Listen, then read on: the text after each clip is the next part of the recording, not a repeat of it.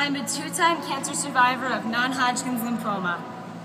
My first diagnosis was when I was 16 years old, during my junior year of high school. The second time was just after successfully completing my first semester here at Syracuse University a little over a year ago. I'd like to tell you a little bit about my first Relay for Life. It was one of the most emotional moments of my life. It was spring of my junior year of high school, right after the initial heavy-duty round of treatment that put me in remission. I know that my friends had organized a team in my honor, but didn't know much more. As luck would have it, I was feeling good and my mom said we could stop by. However, I was unprepared for the emotions that it would evoke. I arrived just in time for the Survivor Lab.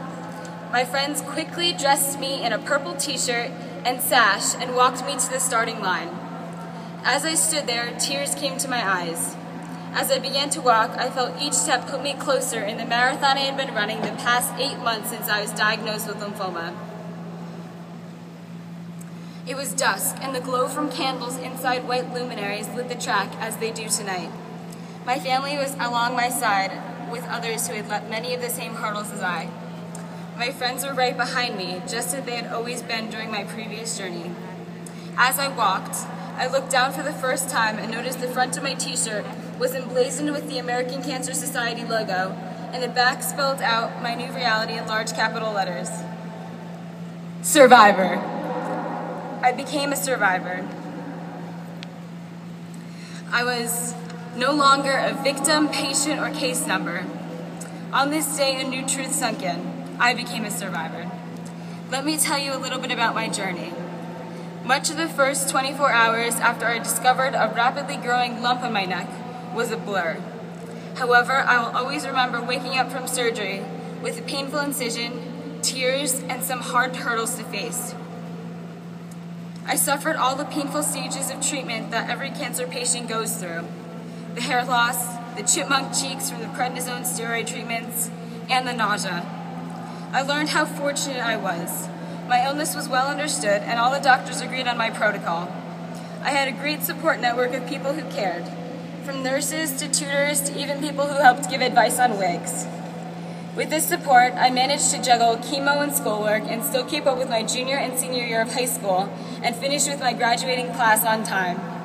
My first semester here at SCU in the College of Visual and Performing Arts was great. I jumped in with both feet. I joined Habitat for Humanity, became Shaw Hall's representative for Community Council, and was an active part of the Residence Hall Association. Syracuse University is such an active place, there are things to do all the time, that it began to feel like home. One of my least favorite activities was my regular visits to Upstate University Hospital to finish my maintenance chemo. I looked forward to winter break and my final scans at the end of a painful 2-year period of my life. However, looking back, there were signs that things were not okay. I had trouble maintaining good blood counts and needed transfusions. Instead of a January celebration, I was scheduled for surgery and to biopsy an unusual lymph node. When I woke up, the look on my parents' face said it all. I heard the word that no cancer survivor wants to hear: relapse. I remember screaming, "Not again!" I was heartbroken. I couldn't believe that all that treatment didn't work. What now? After a million more tests at Memorial Sloan Kettering Cancer Center in Manhattan, my doctors explained my chances were good, but I would need a bone marrow transplant to make sure the treatment-resistant cancer cells were destroyed. The way lymphoma works, unless all the cancer cells are wiped out, it can come back. One cell is all it takes. Of the many things I struggled with during that initial period, I think I dreaded most was coming back to Syracuse to pack up my room. It meant leaving my friends and roommate with the possibility that I would never come back.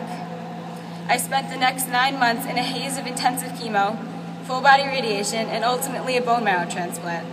The treatment depleted my immune system, and I spent 154 days in isolation. Everyone who entered my room had to wear a mask, gown, and gloves. When my parents slept over, they even had to sleep like that too. During my time at Sloan, I saw just how important cancer research is. Most of my doctors are involved in cancer research in some way, either on developing new protocols or improving treatments for all the side effects that come with treatment. This is not a pleasant experience to say the least, but again, I was fortunate that effective treatments exist and several great things came out of it. First, I'm confident I've made a lasting recovery. And second, I became an identical twin. Let me introduce you to her now. Haley, can you please wave? That's my sister.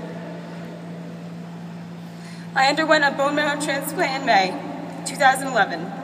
I was fortunate that my older sister was almost a perfect match. We say we are identical twins because the funny thing happens during transplant.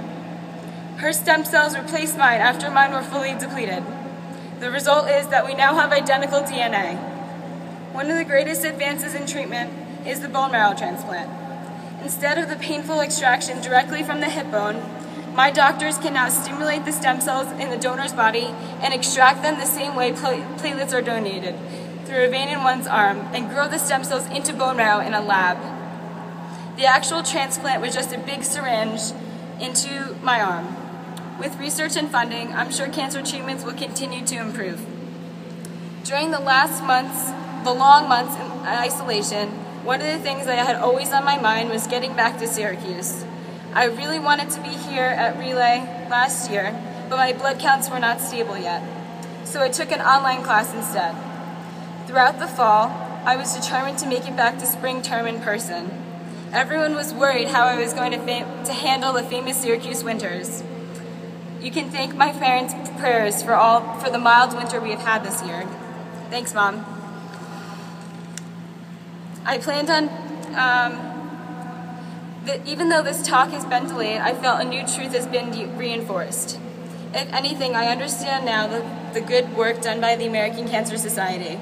With the help of everyone here, I'm confident that the words on everyone's t-shirts are true. One more dollar raised, one more life saved, one more hero made.